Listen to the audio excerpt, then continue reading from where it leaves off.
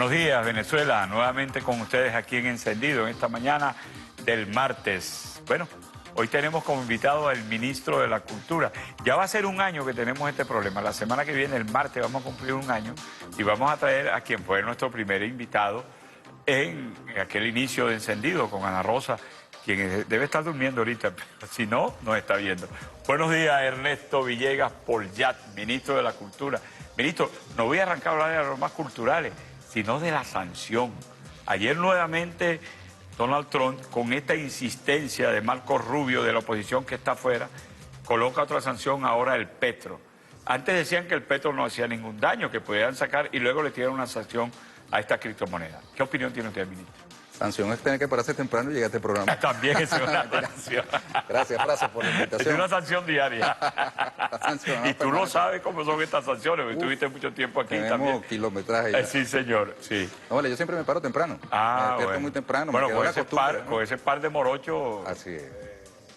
Es obvio que uno se para temprano. Pues. Así es. La cosa no es lo mismo levantarse temprano que estar aquí temprano. Así es, obvio. Tiene su método. Bueno, un saludo. Bueno, y gracias por esa todos, posibilidad que me diste de estar aquí temprano. Yo madrugo todos los días. Así es. Sí. Oye, me sumo a tu saludo, Ana Rosa Ocando. Mucho cariño y pa'lante, ¿no? Sí, señor. Y bueno, felicitaciones por todo este tiempo aquí en este espacio que han logrado establecer el punto, ¿no? Y bueno, siempre un placer estar contigo, Fraso. Gracias. Para hablar de cosas serias y también gratas. Bien. Tú hablaste de las sanciones, ¿no? ¿Sabes que yo estoy en lo personal, también formo parte de esa lista? Sí, claro, entraste en la lista de los sancionados. Y es un privilegio. Fíjate tú, cuando me consultaron sobre el tema, unos periodistas, pues yo les decía, bueno, mi reacción ante el señor Trump es thank you very much. Porque para mí es una honra estar, digamos, sancionado por un gobierno tan desprestigiado como ese, ¿no? Ahora, es como el himno nacional de Cuba que dice morir por la patria es vivir, ¿no? Es una posición digna frente a una amenaza, ¿no? Frente a un riesgo que supone ejercer responsabilidades públicas de un gobierno revolucionario. Pero cuando tú lo analizas en profundidad te das cuenta de que más allá del tema individual hay unas consecuencias nacionales que tienen esas sanciones que no son en modo alguno algo para enorgullecerse. La verdad es que nuestro pueblo está sufriendo las consecuencias de este tipo de acciones coercitivas por parte de la principal potencia económica, militar del planeta, que ahora además, Fraso, ha cancelado la diplomacia, porque cuando un gobierno nombra, como lo ha hecho el señor Trump, al jefe de la CIA, como el jefe de su Cancillería, de su Secretaría de Estado, que ya está diciendo, bueno, aquí ya no hay diplomacia, aquí lo que hay es, digamos, una vía brutal para el ejercicio de la política internacional. Como poner a Trucutú a cuidar la vajilla de la casa, ¿no? Con todo el respeto por el señor que asumió ese rol en lo personal. Pero lo cierto es que un individuo que viene de dirigir las operaciones encubiertas, de desestabilización de gobiernos, que aplican torturas. Mira lo que nos contó Óscar López Rivera, el líder y héroe independentista puertorriqueño. Óscar López nos contó que pasó de los 35 años, 11 meses y 3 semanas que estuvo preso por luchar por la independencia de Puerto Rico. Él pasó 12 años y 4 meses sometido a un programa de privación sensorial. Este programa de privación sensorial que le aplicaron al prisionero suponía cosas como la siguiente, que te despiertan cada media hora. Puedes dormir corrido más de media hora porque te despiertan. No te permiten saber la diferencia entre el día y la noche. Te suprimen reloj y te dejan todo el tiempo las luces encendidas, de modo que tú pierdes la noción del tiempo. No pudo tocar seres humanos, así recibieran visitas. Entonces él dice que él no pudo tocar nunca más a su madre, que lo visitaba, y murió la señora sin que él pudiera darle siquiera la mano o un beso. Y que a su nieta la pudo abrazar después de haber cumplido 7 años de su nacimiento. Ese tipo de cosas, ¿no? Y esos cerebros... Más que aislamiento. Más que aislamiento, es privación sensorial, es para quebrar a un ser humano en sus convicciones. Él decía que lo había mantenido firme su convicción acerca de la justicia histórica de la causa independentista de Puerto Rico. Y que más temprano que tarde esa causa verá materializado su sueño.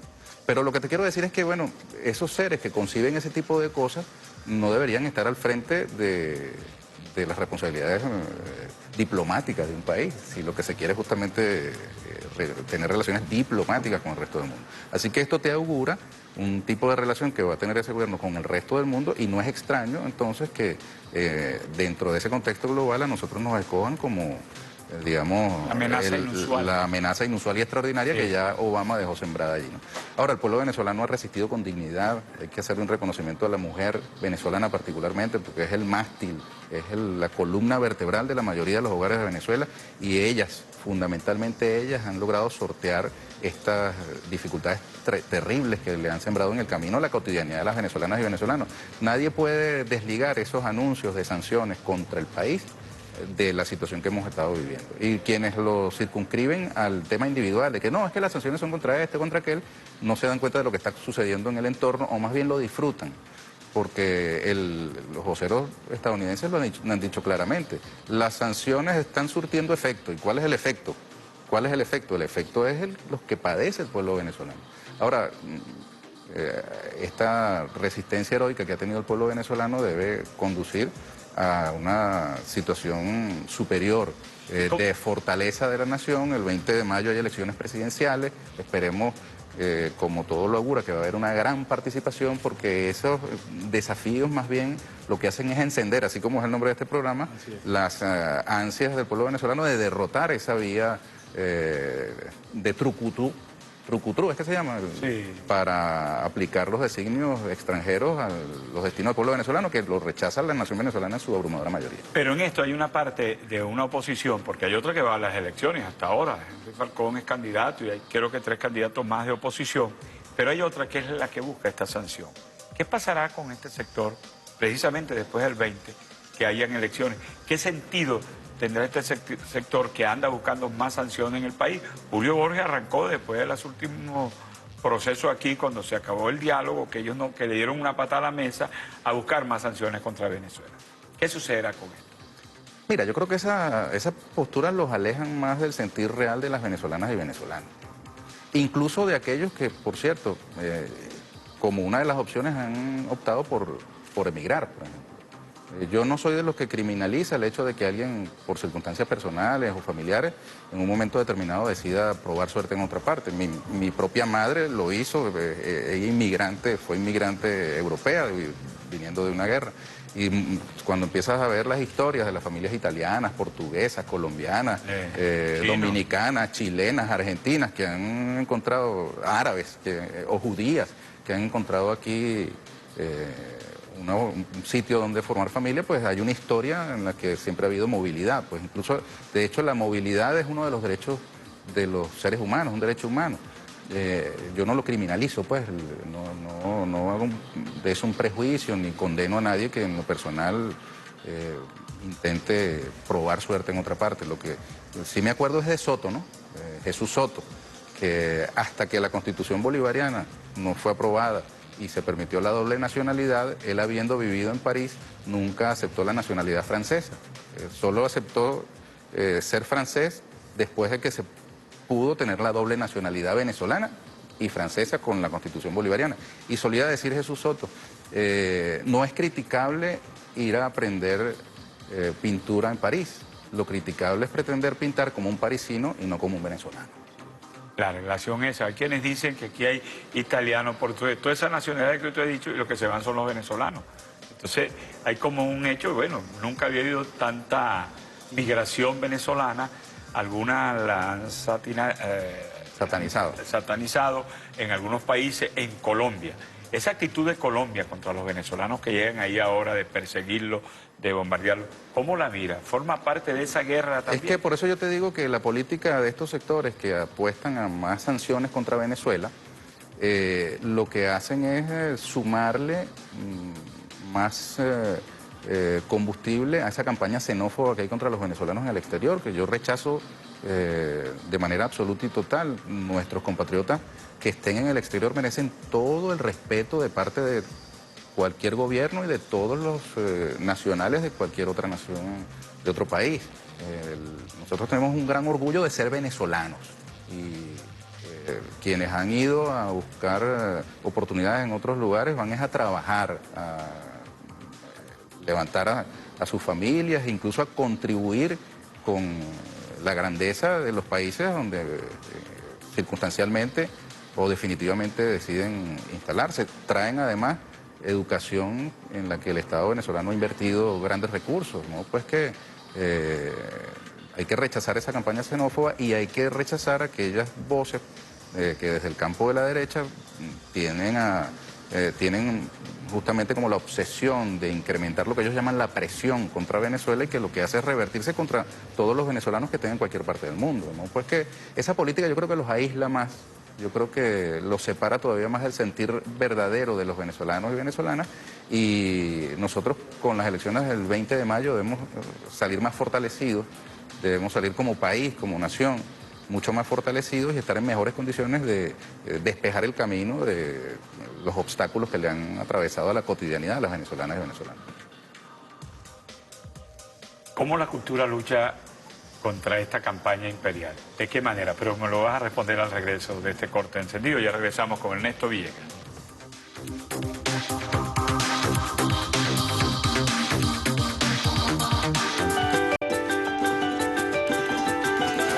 Continúa Encendidos.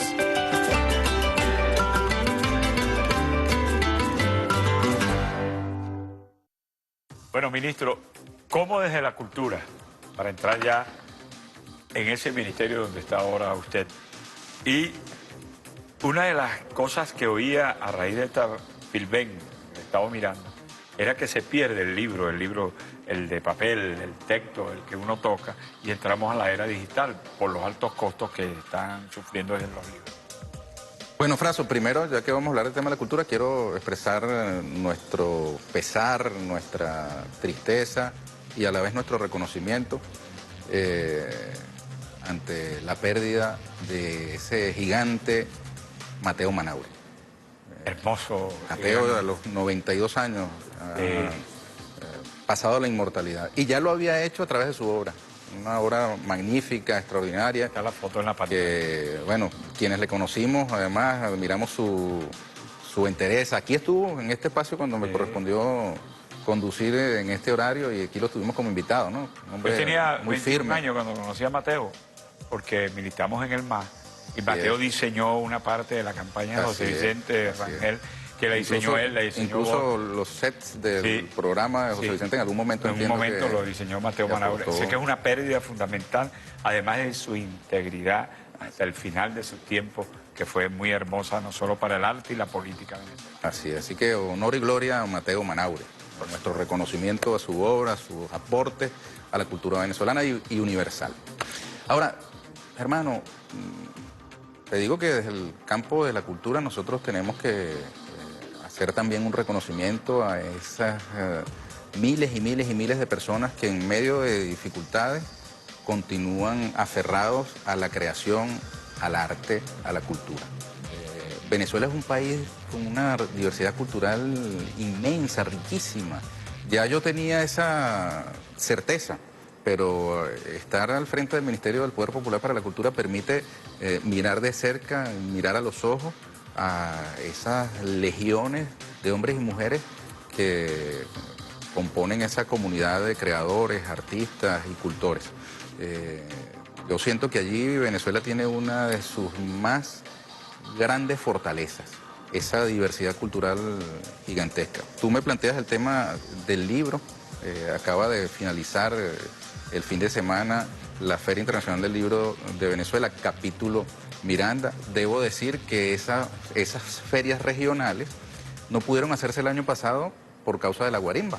Y este año estamos resarciendo al pueblo en su derecho al acceso a este tipo de eventos que le acercan los bienes culturales. Hasta Liborio lo vi yo en las redes. Así es. En una foto comprando libros. Lo cual, fíjate tú, el Liborio Guarullo que profirió una horrenda maldición que se le ha devuelto Él es que es chamán, pero creo que se le devolvió a él la maldición. Bueno, fíjate, pero ha sido uno de los miles de usuarios. Las últimas cifras del Centro Nacional del Libro me indican que alrededor de unas 25.000 personas asistieron en los 4 días de la feria, que tuvo muy poca promoción porque era una feria regional, no era la feria nacional, y sin embargo movilizó muchas personas. Una de ellas, al menos, es la que tú has mencionado, el exgobernador del estado Amazonas. Y allí en ese espacio libre, amplio y plural, pudo buscar, ojalá haya conseguido el libro que estaba buscando, sí. Lo vimos buscando el libro, y ojalá que todas y todos los usuarios del Parque del Este, que por cierto, el Parque del Este Generalísimo Francisco de Miranda ahora es custodiado por efectivos de la Policía de Miranda, que antes se ocupaba de otra cosa y ahora con Héctor Rodríguez al frente ha dispuesto que una unidad de policía de Miranda en bicicleta brinden seguridad a los usuarios y usuarias del parque. Algunos usuarios no valoran en su dimensión justa esta presencia y les dicen cosas feas a los efectivos policiales. Yo quiero saludarlos y reivindicar el trabajo digno que ellos realizan, cuidando a todas y a todos, a los que les guste que los cuiden y a los que no les guste que los cuiden. Pero bueno, en esa feria hubo decenas de sellos editoriales que estuvieron exhibiendo sus títulos, tanto nuevos como usados, y editoriales públicas y editoriales privadas. No debemos cerrarnos al libro digital. En el futuro yo dudo que desaparezca el libro de papel, pero sí hay una tendencia al uso de artículos electrónicos, desde las tabletas, los teléfonos. Hay unos aparaticos que llaman Kindle, que esa es la marca comercial, pero que son lectores, así como las canaimitas. Ya, por ejemplo, nosotros en el Ministerio del Poder Popular para la Cultura hemos tenido acuerdo con los compañeros de VIT, los que fabrican las canaimitas, la empresa que fabrica las canaimitas, y allí hemos colocado, por ejemplo, las partituras de la Orquesta Filarmónica Nacional, y entonces nosotros podemos asistir a la sustitución del papel por un medio electrónico. Eso no debe ser dramático ni motivo de considerarlo una tragedia. Tenemos que tener la mente abierta, así como cuando tú como fotógrafo dejaste de usar el rollo de 135 milímetros y ahora utilizas un teléfono o una cámara con una memoria física sólida, ¿no? Siempre me he preguntado, Ernesto, y perdona, que hubiese sido conmigo con una cámara de ese tipo y 36 gigas en la tarjeta, que lo que me da un rollo de 36 tiros. 36 gigas todavía estuviera tomando fotos, porque aquello es una inmensidad, lo que tú estás hablando, las nuevas tecnologías. Así es, no hay que cerrarse a eso. Ahora, no hay como el libro de papel.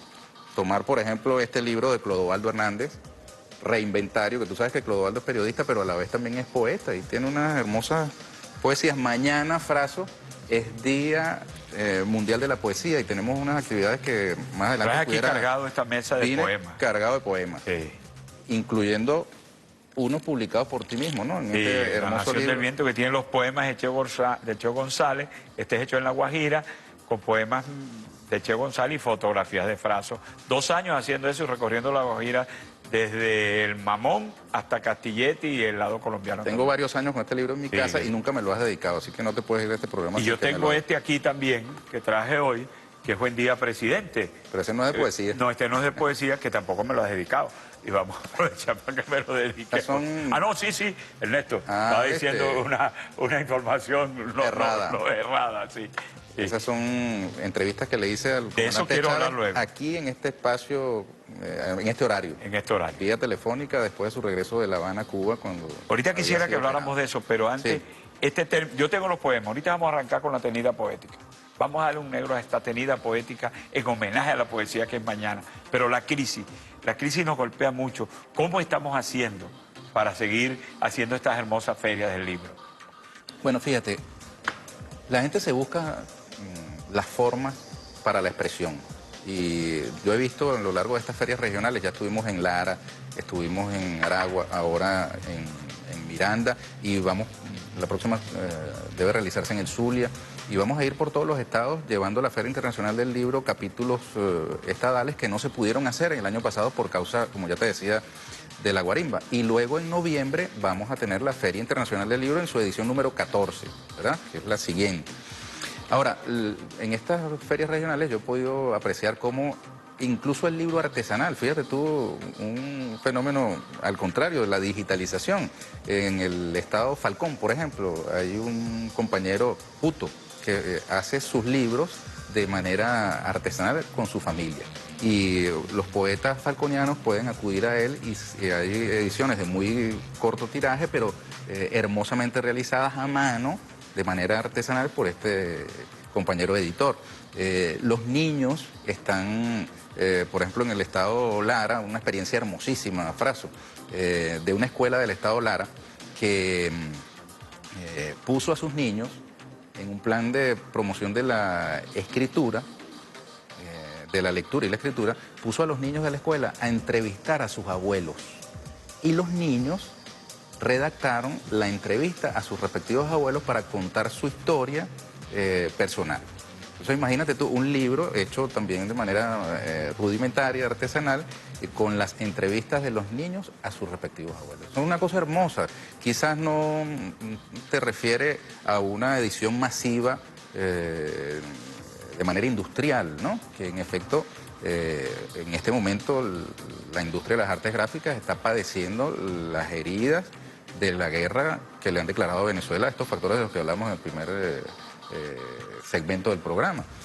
Aquí se siente, pues, en el área de la impresión, y nosotros tenemos que despejar el camino para que florezca una industria editorial nuevamente como la que en tiempos de revolución pudo florecer, porque debemos decir, no hubo otro tiempo anterior a Chávez, a la revolución bolivariana, en la que se hayan producido tal cantidad de libros.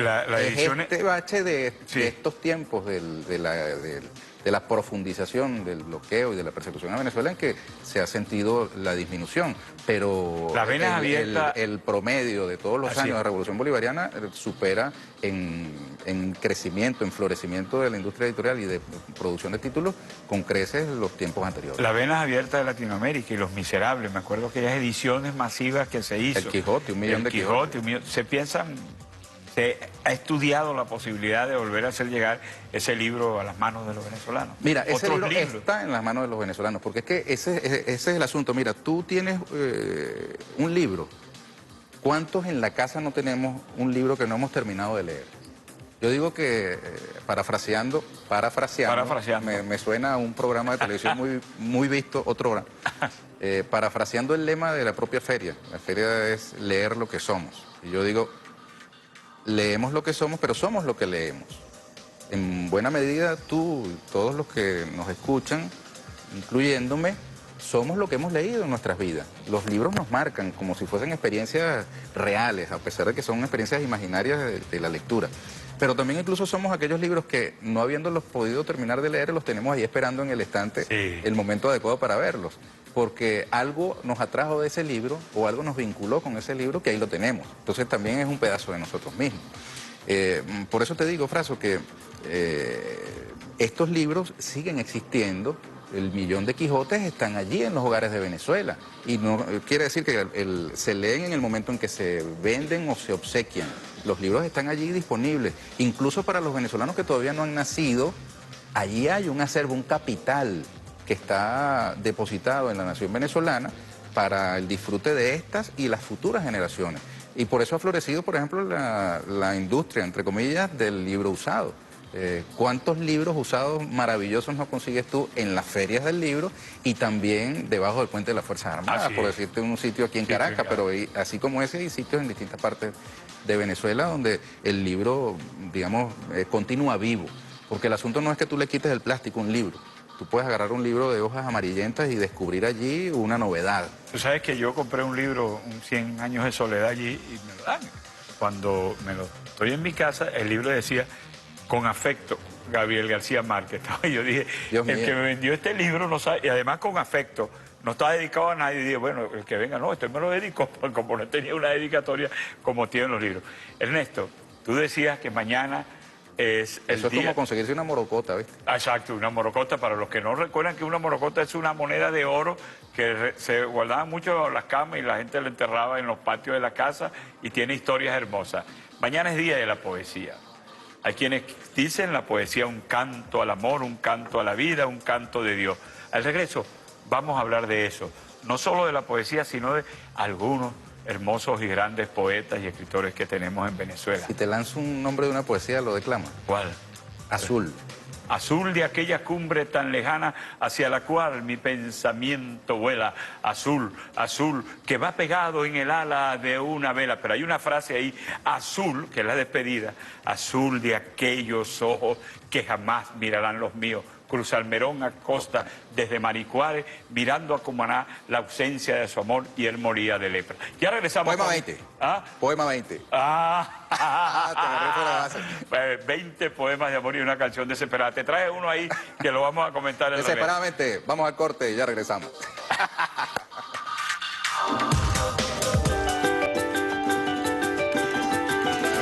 Continúa Encendidos.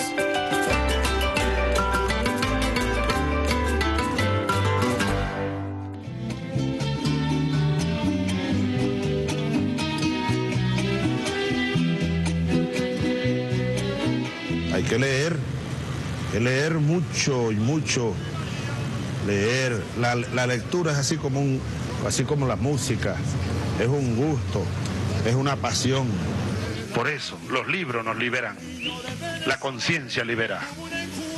Leamos, estudiemos, seamos cultos para ser libres, para tener luces y virtudes, para entendernos el todo y la nada, para llegar algún día, más temprano que tarde, allá a ese destino, en nosotros mismos.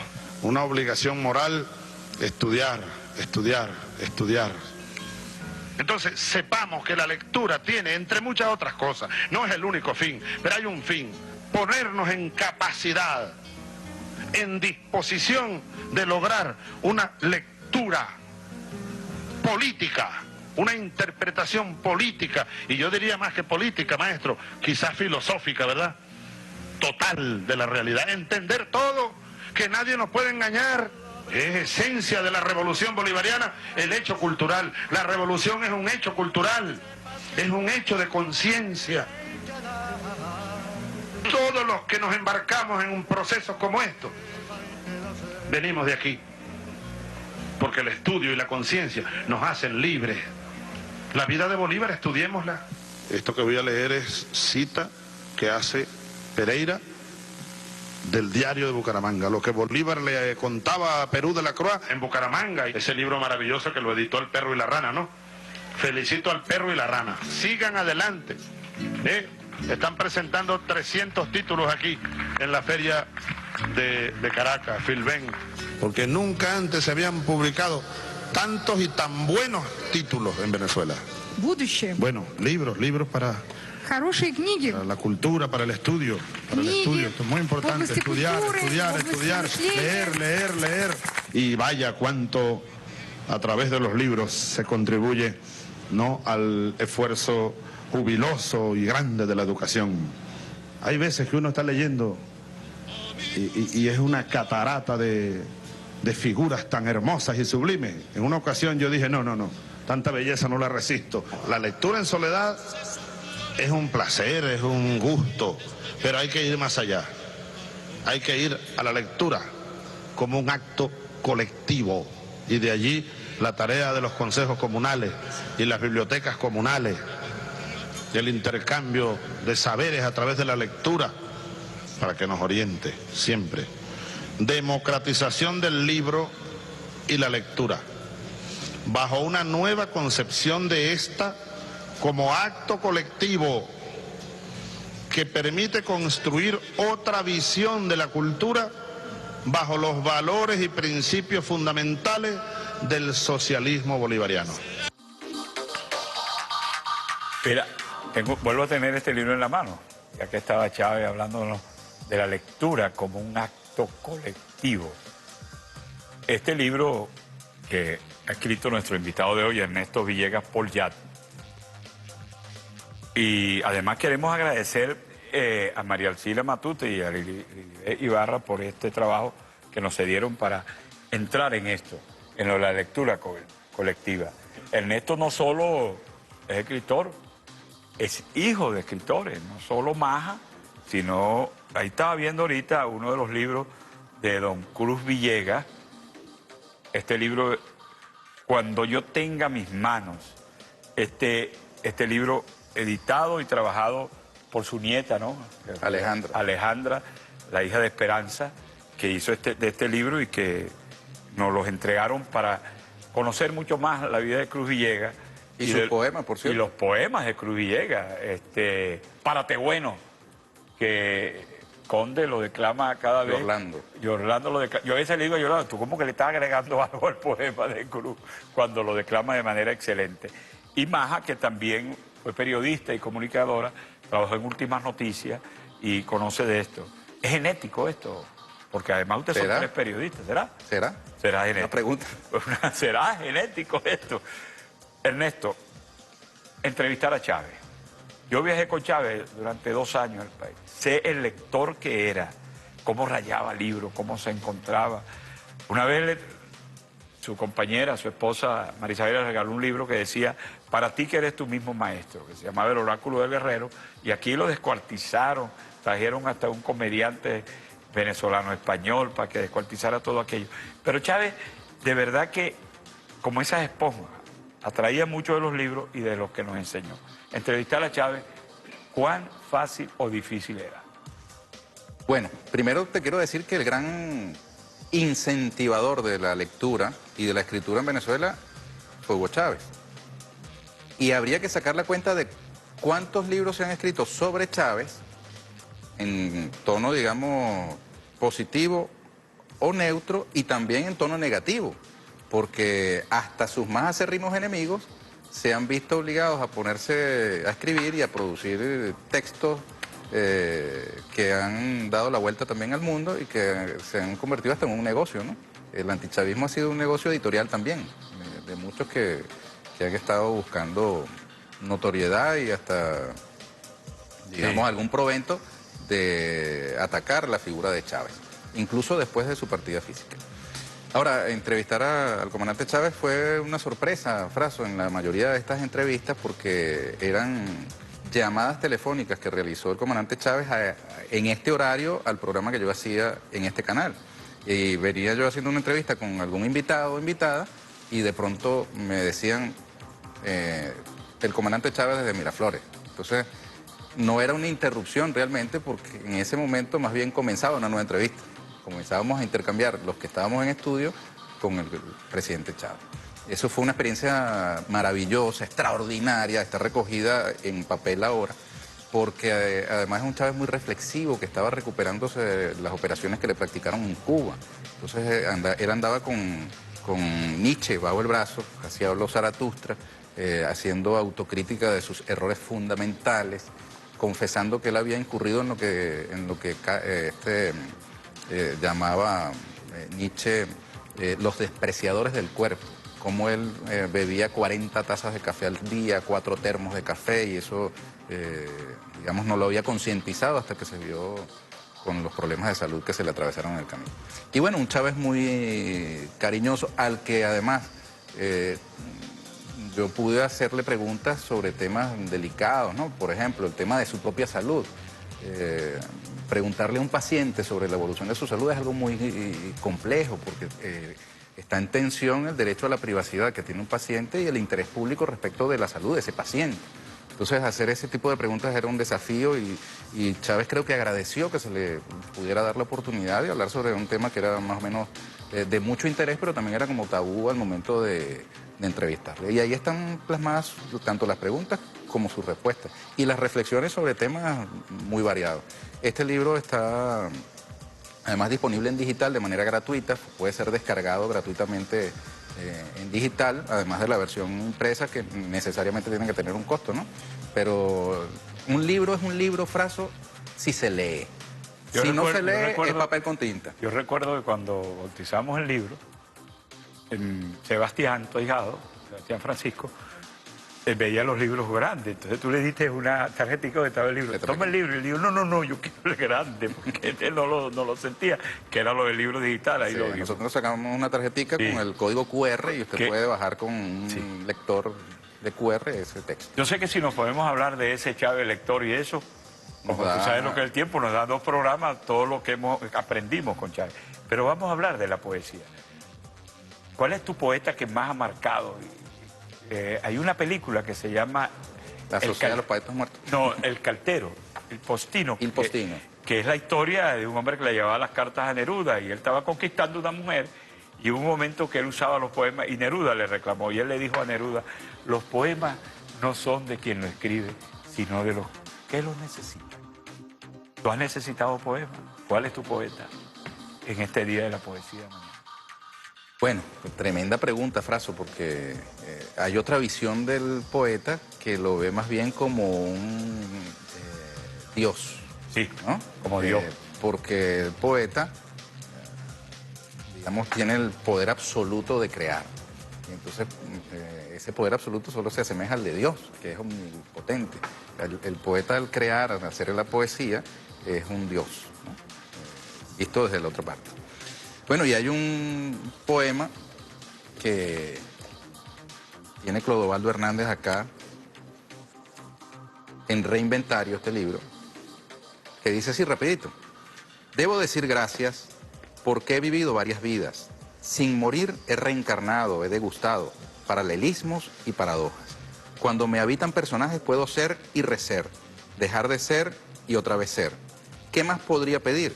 A veces apuesto a mirar cualquier cosa y encontrarme en ella, en un paraje ancestral o en un ayer reciente, casi hoy. Es divertido saber que la palabra nos hace pequeños dioses. Qué hermoso. Fíjate tú. Mira este, que traje también hoy cuando me comentaste. Bueno, tú me estás robando la Sí, respuesta porque si hay un poeta que a mí me toca el alma, además de mi propio padre, es Marcos Hanna. Se parece su historia. Fue también privado de libertad, uno de los presos que estuvo más tiempo en las cárceles de Franco por pensar distinto, por crear distinto. Y él escribió este, que es un poema, te lo dedico a ti y a Cruz Villegas, donde nos está mirando. Mi casa y mi corazón, sueño de libertad. Si algún día... Si salgo un día a la vida, mi casa no tendrá llaves, siempre abierta como el mar, el sol y el aire. Que entre la noche y el día, y la lluvia azul, la tarde, el rojo pan de la aurora, la luna, mi dulce amante. Que la amistad no detenga sus pasos en mis umbrales, ni la golondrina al vuelo, ni el amor, sus labios, nadie. Mi casa y mi corazón, nunca cerrado, que pasen los pájaros, los amigos, el sol y el aire. La libertad. ¿Qué tal? Qué bueno, la libertad. Lo que pasa es que Fraso tiene ese libro de Marcos Hanna y yo también traje este. Esa es su historia. Decidme cómo es un árbol, que son las memorias de la prisión y la vida de Marcos Hanna, y aquí atrás está el poema que casualmente ¿Sabes Fraso... por qué decirme cómo es un árbol? Porque entró adolescente a la cárcel y salió adulto. De 46 años. Sí, nunca había hecho el amor. Así es. Mira, ahí está una historia de su hermosa de su primera relación con una meretriz. Fue y le pagó. Con flores. No, le pagó y ella le metió el dinero en su chaqueta. Y después él salió y compró un ramo flores y gigantesco de chocolate. flores y se los llevó. Se los llevó para pagar prostituta. el hecho. Ella nunca creía que él nunca había hecho el amor. Imagínate. Y él decía, Ayer- decidme cómo es un árbol, porque no había visto un árbol, Nunca un árbol. en 26 años. Ayer mi corazón era el patio cuadrado y gris de una prisión. Hoy mi corazón es una plaza roja donde canta el martillo y la hoz. Pero ayer y hoy mi corazón en Burgo o en Moscú mantiene el mismo son.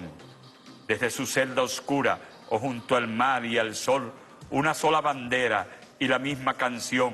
La tortura y la cárcel me rompieron mi voz. No la cambiará el aire, la aventará mejor.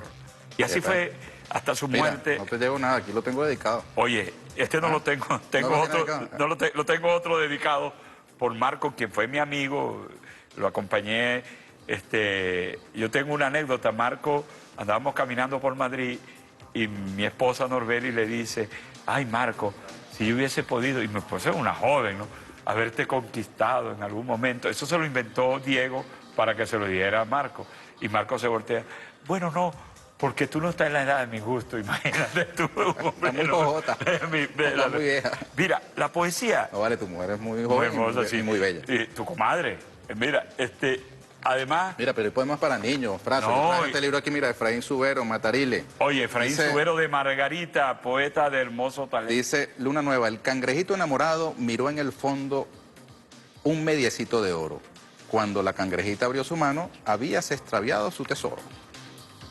Este es un libro de la colección Caminos del Sur de la editorial El Perro y la Rana. Hay poesía para todos los gustos. Mañana es Día Mundial de la Poesía. Para que lo leas. Y dedícase lo que recientemente estuvo de cumpleaños. Poema de Gustavo Pereira. Ajá. Saludo a Gustavo Pereira, redactor del preámbulo de la Constitución Un y gran de poema. quien publicamos Aquí lo tengo.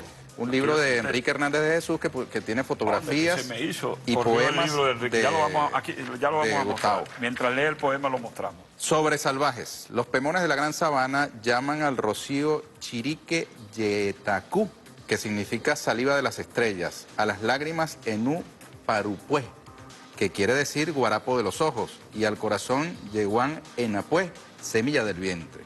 Los guaraos del delta del Orinoco dicen mejocoji, el sol del pecho para nombrar el alma.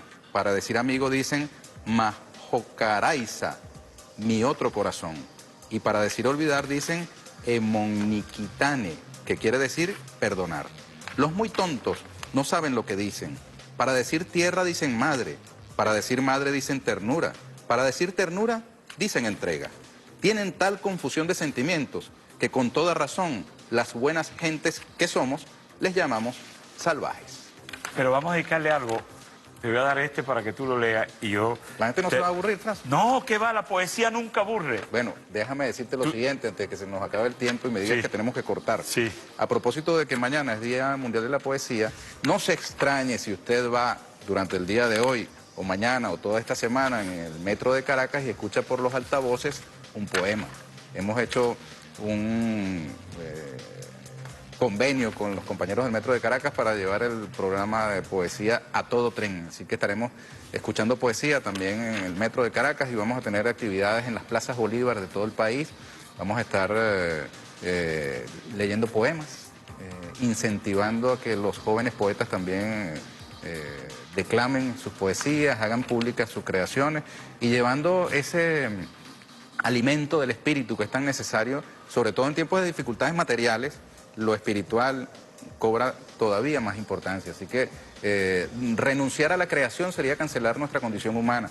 Nos distingue del resto de las especies del reino animal nuestra capacidad para crear, para hacer poesía, para hacer literatura, para hacer la plástica, para hacer la escultura, para hacer todo tipo de disciplinas artísticas que son características del hombre, del ser humano, de la mujer.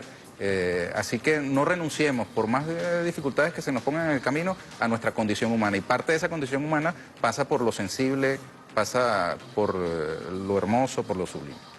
Lee este y te tengo el último. Hablando de sublime, pues Pablo Neruda, 20 poemas de amor y una canción desesperada. Poema 1, cuerpo de mujer, blancas colinas, muslos blancos. Te pareces al mundo en tu actitud de entrega. Mi cuerpo de labriego salvaje te socava y hace saltar el hijo del fondo de la tierra. Fui solo como un túnel, de mí huían los pájaros, y en mí la noche entraba su invasión poderosa. Para sobrevivirme te forjé como un arma, como una flecha en mi arco, como una piedra en mi onda. Pero cae la hora de la venganza y te amo. Cuerpo de piel, de musgo, de leche ávida y firme. Ah, los vasos del pecho. Ah, los ojos de ausencia. Ah, las rosas del pubis. Ah, tu voz lenta y triste. Cuerpo de mujer mía, persistiré en tu gracia. Mi sed, mi ansia sin límite, mi camino indeciso. Oscuros cauces donde la sed eterna sigue, y la fatiga sigue, y el dolor infinito. ¿Qué tal? Mira, aquí tienes este con el que vas a despedir el Concha, programa y yo trazo, te entonces. leo este, fíjate. Amor ¿Y eterno. tú crees que yo estoy aquí? Gustavo Adolfo Becker. Podrá nublarse el sol eternamente, podrá secarse en un instante el mar, podrá romperse el eje de la tierra como un débil cristal. Todo sucederá.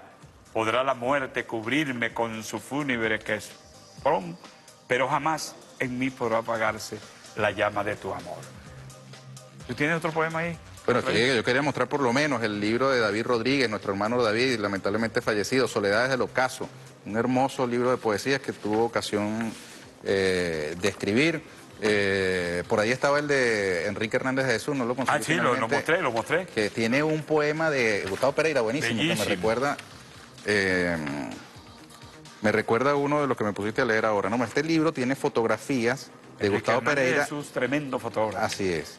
Pero fíjate, él toma fotografías se las entrega a Gustavo. Gustavo escribía rápidamente un poema y toda esa compilación de fotografías con poemas está aquí en este libro. Y este yo lo quería leer rapidito. Este es un somari. Tú sabes que Gustavo además es creador de ese género. De ese género. Del somari, ¿no? El libro se llama Gustavo Pereira, fiel a la palabra. Dice así, a ver si tú estás de acuerdo o no con Gustavo. Desgraciado de aquel que ante los muslos desnudos del amante en el lecho es capaz de mandarse un discurso. Mira, tú hablas ahorita de lo que hay que defender de la poesía. Vamos a terminar este programa. Defender la alegría, Mario Benedetti. Defender la alegría como una trinchera. Defenderla del escándalo y la rutina, de la miseria y los miserables, de las ausencias transitorias y definitivas. Defender la alegría como un principio. Defenderla del pasmos y las pesadillas, de los neutrales y los neutrones, de las infamias y los graves diagnósticos. Defender la alegría como una bandera, defenderla del rayo, de la melancolía, de los ingenuos y los canallas, de la retórica y los paros cardíacos, de las endemias y las academias. Defender la alegría como un derecho, defenderla de Dios y del invierno, de las mayúsculas y de la muerte, de los apellidos y las lástimas, del azar y también de la alegría. Defenderse a sí mismo. Voy a visitar a... Se llama Poesía en Defensa Propia. En defensa propia. Visité un día a Mario Benedetti y llegué a su casa, le regalé un libro del Caracazo y le hablaba y el hombre, serio. Cuando le dije que fui el fotógrafo de Chávez, Chávez, dile a Chávez, si lo ves, que no cambie, que sea lo que es para el mundo, para América Latina, pero dile a Chávez que Mario Benedetti lo ama. Y con esa frase quiero decirte que yo a ti públicamente puedo confesar que te amo, no tengo problema, porque tú lo sabes y te agradezco que hayas venido hoy a este encendido. Gracias Con amor. a todos, con amor y con amor a la poesía. Nos Bueno, vemos mira, mañana nuevamente en Encendido y lo corto así como cortaba Ernesto su programa. Con mucho Respeto. respeto por usted. Por usted. Gracias.